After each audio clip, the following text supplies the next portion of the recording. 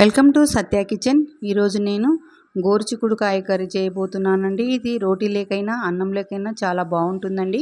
తప్పక ట్రై చేసి కామెంట్ చేయండి మీకు ఎలా వచ్చిందో. ఇందుకోసం నేను ఒక 300 గ్రాముల గోరుచిక్కుడిని తీసుకున్నానండి. వీటిని చిన్న ముక్కలుగా కట్ చేసుకొని కుక్కర్లో వేసుకోవాలి. కొద్దిగా ఉప్పు కూడా వేసుకుందామండి. తర్వాత ఈ గోరుచిక్కుడు ఉడకడానికి ఒక కప్పు నీళ్లు కూడా యాడ్ చేసుకుందాము కుక్కర్కి. ఇప్పుడు మూత పెట్టి ఒక 2 విజిల్స్ రానిద్దాము. ఈ విజిల్ చల్లారేలోగా మనము ఒక పౌడర్ను తయారు చేసుకుందామండి. ఈ పౌడర్ వల్లనే కర్రీకి టేస్ట్ వస్తుంది. ఒక 3 ఎల్లిపాయలు, కొద్దిగా ఎండు కొబ్బరి, 1 టేబుల్ స్పూన్ వేయించిన పల్లీలు, ఈ మూడింటిని మెత్తని పౌడర్గా గ్రైండ్ చేసుకోవాలండి. చూడండి, ఈ విధంగా ఉండాలి ఈ పౌడరు. ఇప్పుడు మనం ప్యాన్ తీసుకొని ఒక 2 టేబుల్ స్పూన్ల ఆయిల్ వేసుకుందాం. ఈ ఆయిల్లో పోపు దినుసులు వేసుకుందామండి. ఎండుమిరపకాయ, కరివేపాకు, జీలకర్ర ఆవాలు, మినపప్పు, శనగపప్పు ఇవన్నీ కూడా బాగా వేయించుకోవాలి.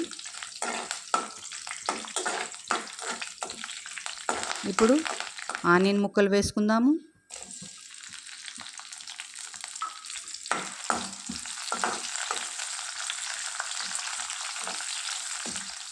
ఇవి వేగా 2 పచ్చిమిరపకాయలు ముక్కలు కూడా కట్ చేసుకొని వేసుకుందామండి.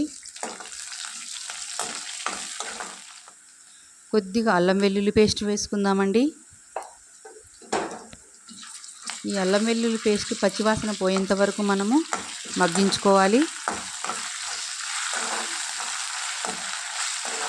ఇప్పుడు టమాటా ముక్కలను కూడా యాడ్ చేసుకుందాము.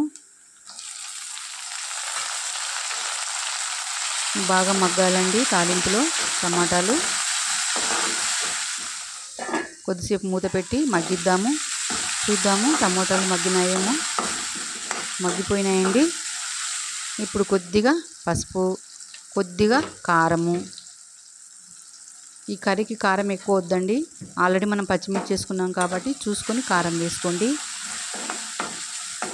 కారం, పసుపు తాలింపులో మగ్గిపోవాలండి.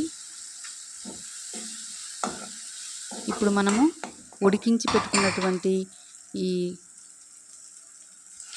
క్లస్టర్ బీన్స్ నుండి గోరుచిక్కుడిని వాటర్తో సహా వేసుకోవాలండి తాలింపులో.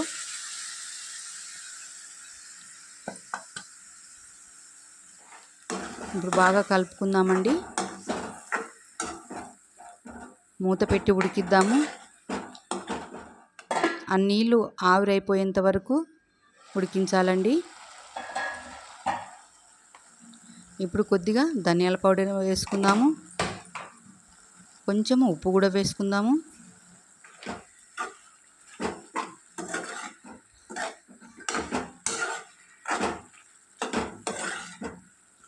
బాగా కలుపుకున్న తర్వాత మనం మిక్సీకి వేసుకున్నటువంటి ఈ పౌడర్ను కూడా వేసి మరోసారి బాగా కలుపుకుందామండి.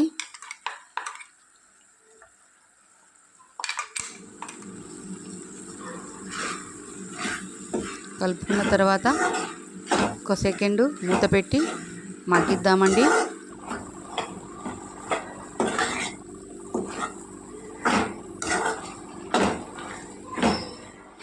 చూద్దామండి, కర్రీ రెడీ అయిపోయింది.